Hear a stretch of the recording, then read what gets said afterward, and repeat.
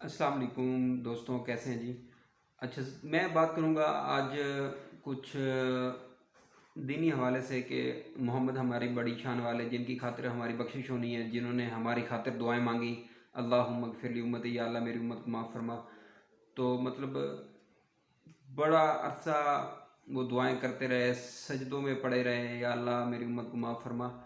لیکن ہوا کیا کہ امت میں سارے مسلمان پائے جاتے ہیں. آپ رحمۃ للعالمین تھے، آپ سب کے لیے دعائیں کرتے تھے. تو جب بھی کوئی یورپی یا ہندو یا اور بھی مذہب کے لوگ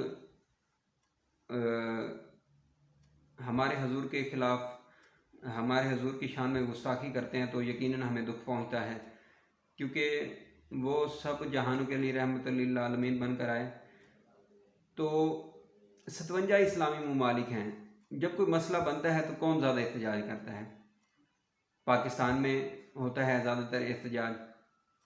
لیکن ہوتا کیا ہے جی کہ احتجاج جی پرزور مذمت کرتے ہیں. کبھی انڈیا نے اس پر ایکشن لیا ہے، کبھی ان ممالک کے سفیروں کو نکالا ہے، کبھی ان ممالک کے ورکرز کو نکالا ہے اپنے ملک سے. دبئی نے نکالا ہے، قطر نے، بحرین نے، عربک ممالک ہیں دنیا میں تقریباً 57 اسلامی ملک ہیں، انہوں نے کبھی اس طرح کی کارروائی کی ہے؟ جب بھی دیکھیں پریشر ڈالا جاتا ہے تو یہاں پر لوگ اکٹھے ہو جاتے ہیں پاکستان میں، جی یہ کریں وہ کریں، جی اس کو نکالیں اس کو نکالیں، اس نے ملک کو برباد کر دیا ہے، جی یہ فلاں سفیر کو نکالیں. بھائی باہر تو دیکھیں نا، 57 ممالک میں کوئی کسی نے کسی سفیر کو یہاں سے نکالا ہے، اپنے ملک سے نکالا ہے؟ بھائی پہلے طے کریں، سب اسلامی ممالک اکٹھے ہوں، سب کی ایک ہی بات ہو، سبھی ایک سسٹم پہ چلیں. پہلے آپ دیکھیں جی، جب کوئی بات ہوتی ہے پھر کہتے ہیں جی ہم غریب ملک ہیں، ہمارے اوپر پریشر ہے تو ہم یہ نہیں کر سکتے، ہم وہ نہیں کر سکتے. یہ سارے معاملات ہیں. اچھا، اس کے علاوہ ضروری اور اہم ترین چیز جو ہے وہ یہ ہے کہ یا تو پھر اعلان جنگ ہو. اور لیکن اسلام جو ہے، سب سے پہلے تو علم حاصل کرنے کی ضرورت ہے نا. جب آپ کو علم ہوگا کہ اسلام یہاں کیا کہتا ہے، یہاں کیا کہتا ہے. آپ کسی کو دیکھیں، پہلے یہ ہوتا تھا، اسلام ایسا تھا، ایسا سسٹم تھا کہ جنگیں بھی ہوتی تھیں، اور جنگوں میں کیا ہوتا تھا کہ بوڑھے بزرگ بچوں اور عورتوں کو مسلمان دوران جنگ نہیں قتل کرتے تھے، صرف فوجیوں کو مارتے تھے. اور یہاں کیا ہوتا ہے، کفار جو ہیں انہوں نے الٹا کیا ہوا ہے، وہ نہ بچے دیکھتے ہیں، نہ بوڑھے دیکھتے ہیں، نہ عورتیں دیکھتے ہیں، مسلمانوں کا قتل عام کرتے ہیں. اچھا، یو این او اس پہ کوئی ایکشن نہیں لیتا، کیونکہ وہ کفار ہیں، کفار کو تو اس چیز سے مطلب ہی نہیں ہے، وہ مسلمانوں کو اچھا ہی نہیں سمجھتے. تو اس کے ساتھ ہی آپ صلی اللہ علیہ وسلم نے تجارت بھی کی کفار سے، یہودیوں سے، دوسروں لوگوں سے تجارت بھی کی.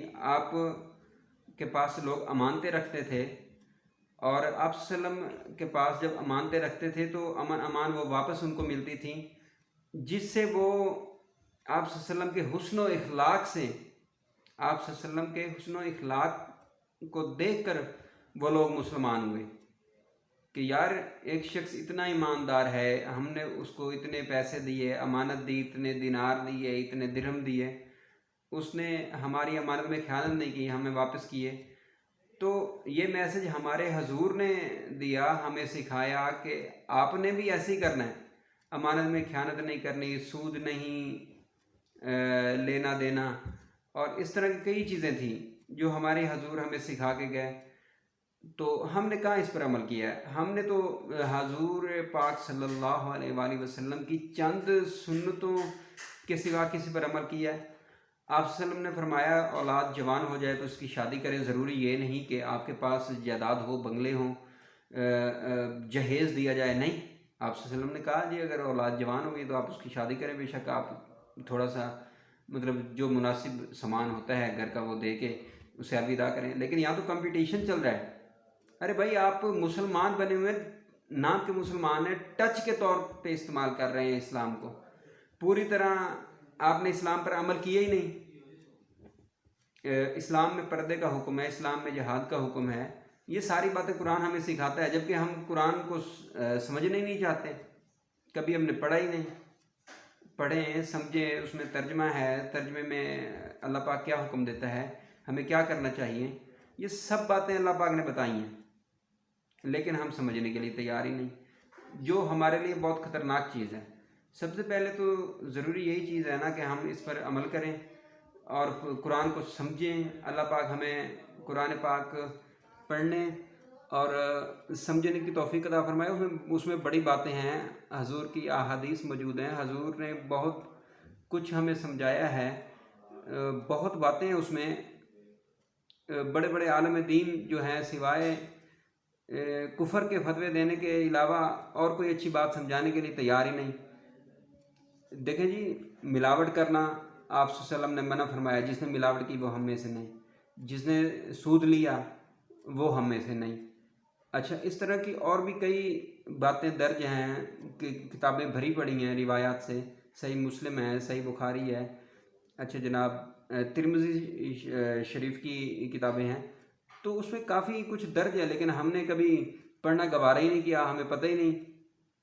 ہمارے قاضی کو دیکھ لیں، چیف جسٹس آف پاکستان کو دیکھ لیں، جو چیز وہ خود پکڑتا ہے وہ فیصلہ ہی نہیں کر سکتا کہ اگلے شخص کو کیا سزا دی جائے، تو وہ خود کو کمزور پا رہا ہوتا ہے۔ یار اللہ کے بندے، آپ قاضی ہو، آپ چیف جسٹس آف پاکستان ہو، آپ جس شخص پہ جرم ثابت ہوا ہے اسے سزا دیں۔